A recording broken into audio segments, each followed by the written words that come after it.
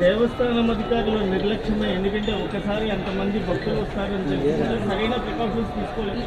నేను ప్రికాషన్స్ విషయంలో ఒక 2 days బ్యాక్ 3 days బ్యాక్ అంటే ఈ క్యూ లైన్లు మొత్తం ఆ క్యూ లైన్లు అన్నీ మేము చెక్ చేసుకోవడం జరిగింది. ఇది అన్ఫార్చునేట్ థింగ్. అక్కడ గోడ ఉంది. ఆ గోడ పిల్లర్తో కట్టాడా, సిమెంట్తో కట్టాడా, బ్రిక్తో కట్టాడా అన్నది ఎవరు కూడా మేము చూసుకోవడానికి మాకు. కానీ విషయం ఏంటవుతుందంటే అక్కడ విపరీతంగా వర్షం పడింది. మీకు తెలుసు, మీరు ఆ టైంలో ఉన్నారు. నేను కూడా వర్షంలో తడుచుకునే దర్శనం చేసుకుని వచ్చాను. నేనే కాదు, పట్టు వస్త్రాలు సమర్పించడానికి వచ్చిన రెవెన్యూ మినిస్టర్ గారు కూడా వర్షంలో తడుచుకుని వెళ్ళారు. భారీ వర్షంలో తడుచుకుని వెళ్ళాము. ఈ వర్షం నేను దర్శనం చేసుకుని బయటకు వచ్చాను. ఇలా ఇన్ఫర్మేషన్ వచ్చింది గోడ కూలిందని. 1 or 2 injuries అన్నారు.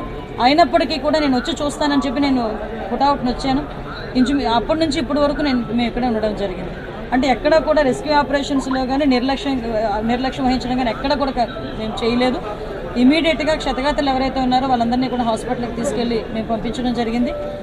మిగతా రెస్క్యూ ఆపరేషన్స్ కూడా జరుగుతున్నాయి. ప్లీజ్ మిగతా అన్ని కార్యక్రమాలు చేసుకోవాలి.